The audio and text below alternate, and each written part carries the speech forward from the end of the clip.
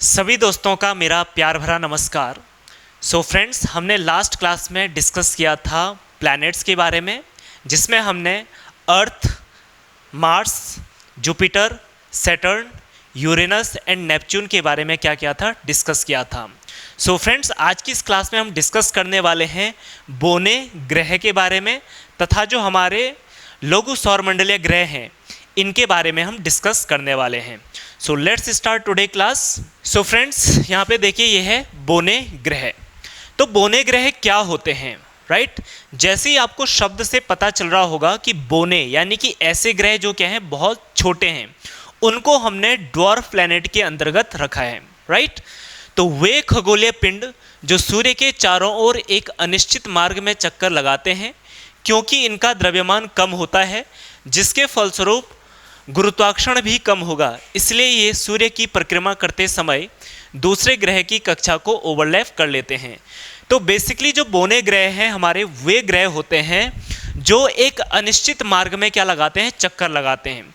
जैसे इससे पहले हमने देखा था ग्रह, तो जो हमारे प्लैनेट्स होते हैं, जो ग्रह होते हैं, वो सूर्य के चारों ओर एक फिक्स्ड यानी कि जो एक निश्चित कक्षा होती है उसमें क्या लगाते हैं, चक्कर लगाते हैं। लेकिन जो बोने ग्रह होते हैं वो एक निश्चित कक्षा में चक्कर नहीं लगाते हैं, ठीक है? इसीलिए इनको बोने ग्रह की श्रेणी में रखा गया है, ठीक? इसके अलावा इनमें क्या होता है, गुरुत्वाकर्षण भी कम होता है। गुरुत्वाकर्षण कम होने की वजह से ये सूर्य की परिक्रमा करते समय दूसरे कक्षा की क्या कर देते हैं, कक्षा को ओवरलैप कर देते हैं, ठीक है? तो ये है हमारे क्या, बोने ग्रह। जैसे एग्जाम्पल के लिए प्लूटो हो गया, चेरोन है और सेरस है, ठीक है? तो ये हमारे क्या होते हैं, बोने ग्रह होते हैं। अब ड्वार्फ प्लैनेट में सबसे इंपॉर्टेंट जो प्लैनेट है वो है प्लूटो, राइट? प्लूटो क्या था, पहले ग्रह की श्रेणी में था, लेकिन IAU कॉन्फ्रेंस 2006 होता है कहाँ पर, प्राग में। ये मैंने आपको पिछली क्लास में भी बताया था कि 2006 में एक IAU कॉन्फ्रेंस होती है, यानी कि इंटरनेशनल एस्ट्रोनॉमिकल यूनिट। ये कॉन्फ्रेंस होती है कहाँ पर, चेक रिपब्लिक की जो कैपिटल है प्राग। इस कॉन्फ्रेंस में ये डिसीजन लिया जाता है कि जो प्लूटो है वो क्या नहीं है, आपका एक ग्रह नहीं है, बल्कि क्या है, एक बोना ग्रह है। क्यों? क्योंकि एक तो इसका द्रव्यमान क्या है, बहुत ज़्यादा कम है। दूसरी इंपॉर्टेंट बात, इसकी जो कक्षा है वो फिक्स नहीं है, यानी कि ये एक अनिश्चित मार्ग में क्या लगाता है, चक्कर लगाता है, ठीक है? तो अब ये क्या है, आपका एक बोना ग्रह है। और प्लूटो की जो खोज हुई थी वो कब हुई थी, 1930 में। और किसने करी थी, क्लॉड टॉम वो ने। किसने करी थी, क्लॉड टॉम वो ने करी थी, ठीक है? तो ये है हमारे पास क्या, बोने ग्रह। यहाँ तक आपको समझ में आ गया होगा कि बोने ग्रह क्या होते हैं। तो बोने ग्रह क्या होते हैं, वे खगोलीय पिंड जो सूर्य के चारों ओर एक अनिश्चित मार्ग में क्या लगाते हैं, चक्कर लगाते हैं। क्लियर है यहाँ तक, कोई दिक्कत? चलो नेक्स्ट आ जाते हैं हम अगली स्लाइड पे। बोने ग्रह के बाद हम देखते हैं सैटेलाइट, ठीक है? सैटेलाइट यानी कि उपग्रह। अब जो ये उपग्रह हैं या आपकी जो एस्टेरॉइड हैं या जो आपके क्या हैं अदर जो खगोलीय पिंड हैं, वो सब आपके लघु सौरमंडलीय ग्रह के अंतर्गत आ जाते हैं, ठीक है? सबसे पहले आप मुझे ये बताइए कि उपग्रह का मतलब क्या होता है, ठीक? सैटेलाइट क्या होते हैं? तो सैटेलाइट्स वे हेवनली बॉडीज हैं या वे आकाशीय पिंड हैं जो पृथ्वी, अगर हम पृथ्वी के कॉन्टेक्स्ट में देखें, या जो ग्रह के क्या लगाते हैं, चक्कर लगाते हैं। ग्रहों के साथ साथ किसका चक्कर लगाते हैं, ये सूर्य का चक्कर भी लगाते हैं। तो यानी कि उपग्रह की डेफिनेशन क्या हो जाएगी, वे सूर्य की परिक्रमा करते हैं, राइट? तो वे आकाशीय पिंड जो ग्रहों तथा सूर्य की परिक्रमा करते हैं, बेसिकली उनको क्या बोलते हैं, हम उपग्रह बोलते हैं। और सबसे जो इंपॉर्टेंट सैटेलाइट है या उपग्रह है वो कौन सा है, हमारा चंद्रमा, ठीक है? तो चंद्रमा के बारे में हम स्टडी करेंगे। जैसे आपको पता है कि चंद्रमा जो है वो पृथ्वी का एकमात्र क्या है, सैटेलाइट है, ठीक है? तो यानी कि पृथ्वी का क्या है, एकमात्र सैटेलाइट है। चंद्रमा पर वायुमंडल नहीं पाए जाते हैं, ठीक? अगला पॉइंट, इसमें जो हाईएस्ट पीक है वो है लिव नाइट। वो क्या है, लिव नाइट, लिव नाइट्स, ठीक है। और इसकी जो ऊंचाई है वो लगभग 10,668 मीटर के आसपास है। यानी कि अर्थ पर सबसे ऊंची जो चोटी है, अर्थ पे सबसे जो ऊंची चोटी है वो कौन है? लिव नाइट्स, जो कि क्या है 10,668 मीटर की ऊंचाई है, राइट। इसके बाद नेक्स्ट, इसका जो परिभ्रमण एवं परिक्रमण काल होता है वो 28 दिन होता है। यानी कि इसका परिभ्रमण और परिक्रमण काल दोनों क्या होता है? सेम होता है। यानी कि परिभ्रमण का मतलब क्या हो गया? अपने ही एक्सिस पे घूमना, राइट।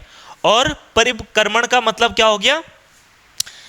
ग्रह के चारों ओर घूमना, ठीक है। तो ये चंद्रमा का क्या हो गया? परिभ्रमण एवं परिक्रमण काल हो गया, राइट। पृथ्वी से चंद्रमा का जो भाग दिखता है, यानी कि जब हम अर्थ पे खड़े हैं तो अर्थ से चंद्रमा तक चंद्रमा का कितना पार्ट दिखता है? तो ये दिखता है 57%। ये बात आपको याद रखनी है, ऐसे क्वेश्चन जो है एग्जाम में पूछ लिए जाते हैं, ठीक। मैं आपको यहाँ पे चंद्रमा दिखा देता हूँ। ये हो गया हमारा अर्थ, राइट। और अर्थ का ही सैटेलाइट क्या है? चंद्रमा है। तो देखो जो यहाँ पे चंद्रमा है, ठीक है, तो ये क्या है? अर्थ की सैटेलाइट है और ये इस अर्थ के चारों ओर क्या कर रहा है? घूम रहा है, ठीक है। तो क्लियर हो गया यहाँ तक? चलो अब हम बढ़ते हैं आगे। इसके बाद देखते हैं नेक्स्ट स्लाइड। चंद्रमा का जो गुरुत्वाकर्षण होता है, ठीक है, कि चंद्रमा का गुरुत्वाकर्षण कितना है। तो चंद्रमा का जो गुरुत्वाकर्षण है वो बेसिकली 1/6 होता है पृथ्वी के गुरुत्वाकर्षण, पृथ्वी के गुरुत्वाकर्षण के बराबर। यानी कि चंद्रमा का जो गुरुत्वाकर्षण होगा वो पृथ्वी के गुरुत्वाकर्षण का 1/6 पार्ट होता है। तो ये बात आपको याद रखनी है, ठीक है। कभी कभी इस पे बेस्ड कुछ क्वेश्चंस भी पूछ लिए जाते हैं न्यूमेरिकल में, राइट। इसके बाद इसरो का मिशन, इसरो का मिशन कौन सा है चंद्रमा के लिए? ये सभी को पता होना चाहिए। इसरो का जो मिशन है चंद्रमा के लिए वो है चंद्रयान। कौन सा है? चंद्रयान। चंद्रयान फर्स्ट और चंद्रयान सेकंड। तो ये इसरो के मिशन है किसके लिए? चंद्रमा के लिए। नेक्स्ट, अमावस्या क्या होता है? तो बेसिकली जब अमावस्या होता है तो जो मून है, यानी कि जो हमारी चंद्रमा है, मून का मिनिमम पार्ट दिखाई देता है। तो अमावस्या पे क्या होता है? अमावस्या पे होता है कि जो मून है यानी कि चंद्रमा है, चंद्रमा का मिनिमम पार्ट दिखाई देता है। क्लियर? अमावस्या को बोलते हैं हम न्यू मून। क्या बोलते हैं? New moon. और पूर्णिमा क्या हो जाएगा? Full moon. तो फुल मून में क्या होता है कि चंद्रमा का जो है वो मैक्सिमम पार्ट अर्थ से दिखाई देता है, ठीक है। चंद्रमा का मैक्सिमम पार्ट दिखाई देता है। क्लियर है यहां तक? तो सबसे पहला पॉइंट क्या है? चंद्रमा का गुरुत्वाकर्षण, पृथ्वी के गुरुत्वाकर्षण का 1/6 पार्ट। दूसरा, ISRO mission Chandrayaan first and Chandrayaan second. Third, अमावस्या यानी कि न्यू मून। न्यू मून में क्या होता है कि पृथ्वी से चंद्रमा का मिनिमम पार्ट दिखाई देता है या बिल्कुल दिखता ही नहीं है, ठीक है। नेक्स्ट, पूर्णिमा यानी फुल मून। फुल मून में क्या होता है कि चंद्रमा का मैक्सिमम पार्ट जो है अर्थ से दिखाई देता है। क्लियर? चलो नेक्स्ट आ जाते हैं हम इसके बाद सुपर मून पर। अब ये सुपर मून की घटना क्या होती है, ठीक है। ये सुपर मून की घटना क्या होती है? अब सुपर मून की घटना को समझने से पहले हमें यहाँ पे एक चीज़ समझना पड़ेगा, ठीक है। सुपर मून की घटना से पहले हमें एक चीज़ समझना पड़ेगा और मैं आपको यहाँ पे बताता हूँ, ठीक है। अब ध्यान से देखो, एक कंडीशन होती है। देखो ये हो गया हमारा क्या? ये होगी हमारी अर्थ, राइट। ये क्या है? हमारी अर्थ यानी कि पृथ्वी। और पृथ्वी के चारों ओर चंद्रमा क्या कर रही है? चक्कर लगा रही है, मून, ठीक। एक कंडीशन मून की ये है और दूसरी कंडीशन चंद्रमा की ये है, ठीक। अगर हम पहली वाली स्थिति को देखें तो जो चंद्रमा है वो अर्थ के क्या है? बहुत ज़्यादा नज़दीक है। यानी कि हम ये कह सकते हैं कि ये वाली जो डिस्टेंस है चंद्रमा और अर्थ के बीच में वो क्या है? मिनिमम है। क्या है? मिनिमम। ठीक। और चंद्रमा और अर्थ के बीच जब मिनिमम डिस्टेंस होती है, इसी को हम बोलते हैं पेरिजी। क्या कहते हैं? पेरिजी। क्या कहते हैं? पेरिजी। ठीक है, ये पॉइंट दिमाग में रख दो कि जब अर्थ और चंद्रमा के बीच में क्या होगी? मिनिमम डिस्टेंस होगी, तो इसको बोलते हैं पेरिजी। ठीक। वहीं दूसरी ओर अगर इस वाली कंडीशन को देखें तो इस टाइम पे क्या है? मून अर्थ से क्या है? बहुत ज़्यादा दूर है, यानी कि मैक्सिमम डिस्टेंस पे है। मैक्सिमम डिस्टेंस पे है। ठीक। तो जब मून चंद्रमा के जब मून अर्थ के मैक्सिमम डिस्टेंस पे होती है, तो इस स्थिति को बोलते हैं हम अपोजी। क्या कहते हैं? अपोजी। क्या कहते हैं? अपोजी। तो ये दो चीज़ें आपको अपने दिमाग में रखनी है। पहला कि जब चंद्रमा अर्थ से बहुत नज़दीक होती है, यानी कि मिनिमम डिस्टेंस पे होती है, तो इस स्थिति को बोलते हैं पेरिजी। और जब चंद्रमा अर्थ से सबसे ज़्यादा दूरी पर होती है, यानी कि मैक्सिमम डिस्टेंस पे होती है, तो इसको कहते हैं अपोजी। राइट? क्लियर है यहाँ तक? चलो अब आ जाते हैं नेक्स्ट स्लाइड पे। अब यहाँ पे हम देखते हैं सुपर मून होता क्या है। ठीक है, सुपर मून होता क्या है? अगर जो फुल मून है, यानी कि पूर्णिमा तथा पेरिजी, पूर्णिमा तथा पेरिजी की जो स्थिति है, अगर वो एक साथ बन जाती है, तो इसी घटना को बोलते हैं सुपर मून। इसका मतलब क्या है? पहली बात तो ये है कि जो चंद्रमा क्या होगी? अर्थ से पूरी दिखेगी क्योंकि पूर्णिमा है। और दूसरी बात क्या है? चंद्रमा पृथ्वी से क्या है? बहुत नज़दीक है। ठीक है, तो जब ये दो कंडीशन एक साथ आ जाती है, तो इसी को बोलते हैं हम सुपर मून। ठीक है, मैं यहाँ पे लिख देता हूँ, जब पूर्णिमा एवं पेरिजी की स्थिति एक साथ हो या एक साथ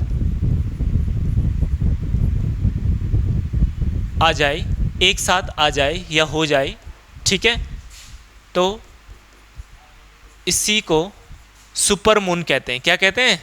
सुपर मून कहते हैं। इसी को क्या कहते हैं? सुपर मून कहते हैं। क्लियर हुआ यहाँ तक? इसी को क्या कहते हैं हम? सुपर मून कहते हैं। तो जब पूर्णिमा तथा पेरिजी की स्थिति सेम टाइम पर हो, ठीक है, तो इस स्थिति को बोलते हैं क्या? Super moon. अब यहाँ पे दो कंडीशन समझना। एक कंडीशन तो ये है कि पूर्णिमा है, ठीक, और दूसरी कंडीशन क्या है? पेरिजी है। ठीक। तो अभी इस टाइम पे क्या है? जो चंद्रमा है वो पृथ्वी से नज़दीक है। ठीक। तो जब नज़दीक होगी तो चंद्रमा क्या होगी? वो ज़्यादा बड़ी दिखेगी। राइट? और दूसरी स्थिति क्या है? क्योंकि पूर्णिमा है तो चंद्रमा क्या होगी? ज़्यादा चमकेगी। तो ये दो कंडीशन यहाँ पे बनेगी। एक, पूर्णिमा होने की वजह से ज़्यादा चमकेगा, और दूसरा क्योंकि ये क्या है? अर्थ से बहुत कम डिस्टेंस पे है, इसीलिए जो चंद्रमा है वो बड़ी दिखाई देगी। राइट? तो अगला पॉइंट यहाँ पे ये हो जाएगा कि इस कंडीशन में चंद्रमा ज़्यादा बड़ी और चमकीली दिखाई देती है। क्लियर? चलो अब सुपर मून के बाद है ब्लू मून। अब ये ब्लू मून की घटना क्या होती है? अगर किसी कैलेंडर मंथ में या किसी महीने में दो पूर्णिमाएं एक साथ आ जाए, राइट, किसी कैलेंडर मंथ में दो पूर्णिमाएं एक साथ आ जाए, तो जो दूसरी वाली पूर्णिमा होती है उसी को बोलते हैं ब्लू मून। क्लियर? उसी को क्या कहते हैं? Blue moon. अब यहाँ पे देख लीजिए, मान लो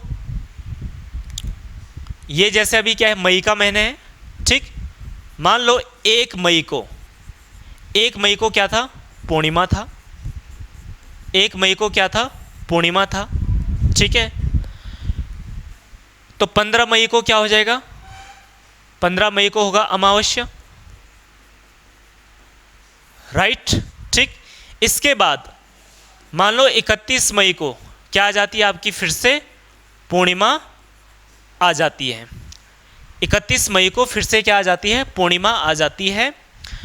तो जो ये सेकंड वाली स्थिति है, यानी कि जो दूसरा जो पूर्णिमा है, इसी को बोलते हैं ब्लू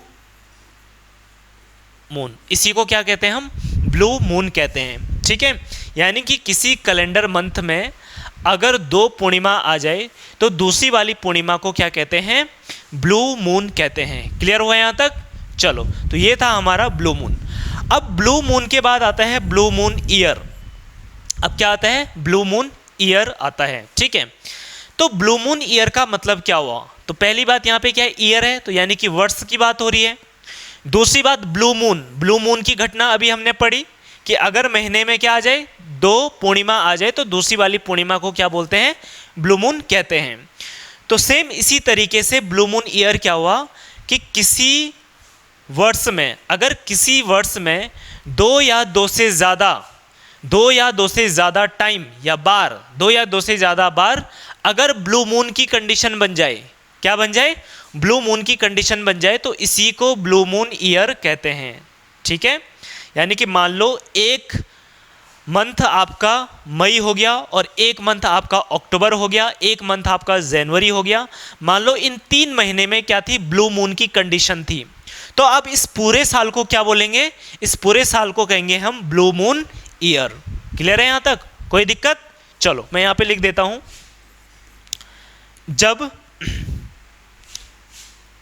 जब किसी वर्ष में दो या दो से ज़्यादा बार ब्लू मून की कंडीशन बन जाए, ठीक है, तो इसी को बोलते हैं ब्लू मून ईयर। तो क्लियर हुआ यहाँ तक? तो अभी तक हम क्या पढ़ चुके हैं, super moon, blue moon and blue moon year, right. चलो अब आ जाते हैं हम अपनी नेक्स्ट स्लाइड पे, ये है ब्लड मून। अब ये ब्लड मून क्या होता है, ठीक, अब ये ब्लड मून क्या होता है तो इसको देखते हैं हम। देखो बेसिकली जो ब्लड मून होता है, जब चंद्र ग्रहण लगता है, तो चंद्र ग्रहण में क्या होता है कि जो हमारी अर्थ है, ये अर्थ जो है वो चंद्रमा को पूरी तरीके से ढक देती है, कवर कर देती है, ठीक है, जिस वजह से क्या हो जाता है कि जो चंद्रमा है वो लाल दिखने लगती है, ठीक है, और इसी घटना को बोलते हैं ब्लड मून। इसी घटना को क्या कहते हैं, ब्लड मून कहते हैं। इसी घटना को क्या कहते हैं, ब्लड मून कहते हैं। तो यहाँ पे लिख देता हूँ, जब चंद्र ग्रहण के समय पृथ्वी चंद्रमा को पूरी तरीके से ढक दे, तो इसी को क्या कहते हैं, ब्लड मून कहते हैं। इसी को क्या कहते हैं, ब्लड मून कहते हैं, ठीक है। अब ब्लड मून के बाद आता है सुपर ब्लड मून। अब ये सुपर ब्लड मून की कंडीशन क्या हुई, तो ध्यान रखना, जब सुपर मून, ब्लू मून और ब्लड मून की जो घटना है वो तीनों एक साथ हो जाए, तो इसी को बोलते हैं सुपर ब्लड मून। इसी को क्या कहते हैं, सुपर ब्लड मून। जब super moon, blue moon and जब super moon, blue moon and blood moon की स्थिति एक ही समय पर हो, तो इसी को क्या कहते हैं, इसी को कहते हैं सुपर ब्लड मून। इसी को क्या कहते हैं, सुपर ब्लड मून कहते हैं, ठीक है। इसी को क्या कहते हैं, सुपर ब्लड मून कहते हैं। क्लियर हुआ यहाँ तक? और ध्यान रखना है, जो ये सुपर ब्लड मून की जो घटना हुई थी, ये लास्ट हुई थी 31 जनवरी 2018। 31 जनवरी 2018 लास्ट जो घटना हुई सुपर ब्लड मून की, तो ये हुई 31 जनवरी 2018 को। यानी कि 31 जनवरी 2018 को उस दिन सुपर मून भी था, ठीक है। सुपर मून का मतलब क्या हुआ, सुपर मून का मतलब क्या हुआ, सुपर मून का मतलब है कि उसी दिन पूर्णिमा भी थी, और जो मून की स्थिति थी वो कैसी थी, पेरिजी, ठीक है, यानी कि सबसे कम डिस्टेंस पर था। दूसरा ब्लू मून, ब्लू मून का मतलब क्या है, दूसरी पूर्णिमा थी। और तीसरा ब्लड मून, यानी कि उस दिन क्या था, चंद्र ग्रहण था, और जो चंद्रमा है वो पूरी तरीके से क्या थी, ढकी हुई थी, ठीक है। तो ये लास्ट घटना घटी 31 जनवरी 2018 तक। तो यहाँ तक क्लियर हुआ? चलो बढ़ते हैं हम आगे। अब आ जाते हैं हम सूर्य ग्रहण एवं चंद्र ग्रहण पर। सूर्य ग्रहण क्या होता है और चंद्र ग्रहण क्या होता है, ठीक है। तो सबसे पहले सूर्य ग्रहण पे आ जाते हैं हम। सबसे पहले किस पे आएंगे हम, सूर्य ग्रहण पर। अब ध्यान से देखो, ये है हमारे सन, ठीक है, ये हो गए सन, ठीक। ये हो गया हमारा मून, ठीक, और यहां होगी हमारी अर्थ। ठीक, अब ध्यान से समझना, जब ये सिचुएशन बन जाए कि सन और अर्थ के बीच में कौन आ जाए, चंद्रमा आ जाए, जब सूर्य और पृथ्वी के बीच में चंद्रमा आ जाती है तो इसी घटना को बोलते हैं हम सूर्य ग्रहण। इसी घटना को क्या कहा जाता है, सूर्य ग्रहण कहा जाता है, ये ध्यान रखना है। ठीक है, और अगर हम चंद्र ग्रहण की बात करें तो ये होगी हमारे सन, ठीक, और बीच में होगी हमारी अर्थ, ठीक, और यहां होगी चंद्रमा या मून। ठीक, अगर सिचुएशन ये बन जाती है कि सूर्य और चंद्रमा के बीच में कौन आ जाए, पृथ्वी आ जाए, तो इसी घटना को बोलते हैं चंद्र ग्रहण। क्लियर हुआ, इसी घटना को क्या बोलते हैं, चंद्र ग्रहण कहते हैं। और एक साल में मैक्सिमम आपके 7 बार क्या लग सकता है, सूर्य ग्रहण लगता है। तो इतनी बात क्लियर हुई। तो सूर्य ग्रहण क्या होता है, जब सूर्य और पृथ्वी के बीच में चंद्रमा आ जाए तो इस घटना को सूर्य ग्रहण कहते हैं। और जब सूर्य और चंद्रमा के बीच में क्या आ जाए, अर्थ आ जाए, तो इसी को क्या कहते हैं हम, चंद्र ग्रहण कहते हैं। तो यहां तक की बात क्लियर हुई। चलो जी, अब आ जाते हैं हमारा नेक्स्ट जो खगोलीय पिंड है या जो आकाशीय पिंड है वो है क्षुद्र ग्रह या एस्टेरॉइड्स। अब एस्टेरॉइड्स को हम यहाँ पे समझने की कोशिश करते हैं कि एस्टेरॉइड्स होते क्या हैं। ठीक है, बेसिकली एस्टेरॉइड्स वे आकाशीय पिंड होते हैं जो मार्स एंड जुपिटर की कक्षाओं में क्या लगाते हैं, इनके बीच में जो कक्षाएं हैं वहाँ पे क्या लगाते हैं, चक्कर लगाते रहते हैं। बेसिकली ये आपके रॉक्स होते हैं, छोटे पिंड्स होते हैं। ठीक, अब मैं यहाँ पे फिगर बना करके आपको यहाँ पे समझाता हूँ बेसिकली होता क्या है। ठीक, अब ध्यान से देखना,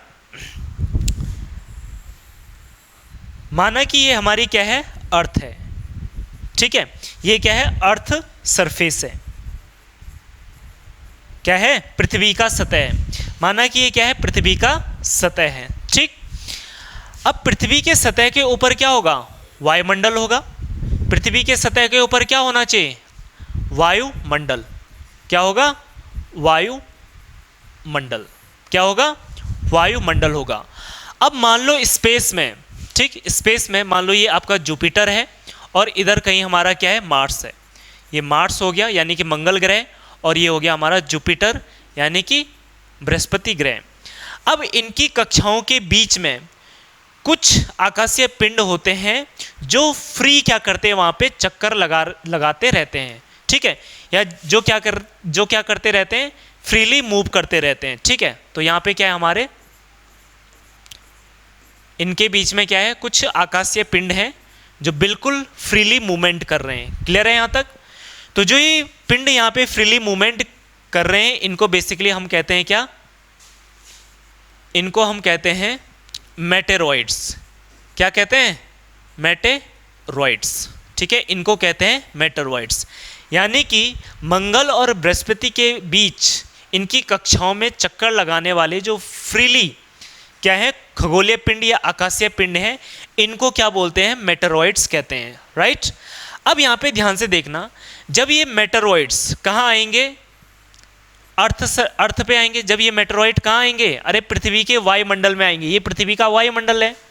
तो जब कभी ये मेटेरॉइड्स पृथ्वी के वायुमंडल में आएंगे तो इससे क्या होगा, इससे घर्षण पैदा होगा। ठीक है, क्योंकि पृथ्वी के वायुमंडल में क्या है, पार्टिकल्स हैं, डस्ट पार्टिकल्स हैं, बहुत सारी गैसेस हैं। जब इन गैसेस या पार्टिकल से ये क्या करेंगे, टकराएंगे, तो यहाँ से क्या होगा, फ्रिक्शन होगा। फ्रिक्शन होने की वजह से ये बर्न होने लगेंगे। ठीक है, और जब ये नीचे आते हैं तो इन्हीं को क्या बोलते हैं, शूटिंग स्टार बोलते हैं, टूटता हुआ तारा। ठीक, लिखेंगे, जब ये पृथ्वी के वायुमंडल में प्रवेश करेंगे तो घर्षण के कारण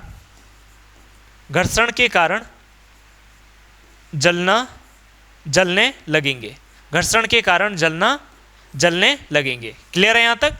तो जब ये पृथ्वी के वायुमंडल में आएंगे तो घर्षण के कारण ये जलने लगेंगे। ठीक है, और इन्हीं को क्या बोलते हैं, इन्हीं को क्या बोलते हैं, शूटिंग स्टार। इन्हीं को क्या बोलते हैं, शूटिंग स्टार, यानी कि टूटता हुआ तारा। ठीक है। तो वायुमंडल में इनमें क्या लगी, आग लगी, ठीक है, और इन्हीं को हम क्या बोलते हैं, टूटता हुआ तारा कहते हैं। अगर जो ये पिंड थे, अगर जो ये आकाशीय पिंड है, जो मेटेरॉइड्स हैं, अगर ये वायुमंडल में पूरी तरीके से क्या हो जाएं, जल जाएं, ठीक, तो यहां लिखते हैं ये अभी वायुमंडल में है। यदि ये पृथ्वी के वायु मंडल में पूरी तरीके से जल जाए तो इन्हें उल्कास्म, इन्हें उल्कास्म यानी कि मेटियोर्स कहते हैं। क्या कहते हैं, मेटियोर्स कहते हैं, ठीक है। अगर ये हमारे वायुमंडल में पूरी तरीके से अगर जल जाएं तो इनको क्या कहते हैं, मेटियोर्स यानी कि उल्कास्म कहते हैं, ठीक है। यानी कि इनको क्या कहते हैं, उल्कास्म कहते हैं। क्या कहते हैं, उल्कास्म कहते हैं, ठीक।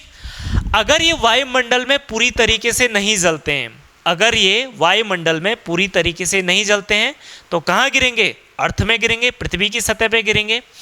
और इनको पृथ्वी की सतह पे जैसे ही गिरेंगे तो इनको क्या बोलते हैं, इनको बोलते हैं मेटेरॉइड। इनको क्या कहते हैं, मेटेरॉइड। देखो ये मेटेरॉइड है और ये मेटेरॉइड्स हैं और ये है मेटियोर्स, राइट।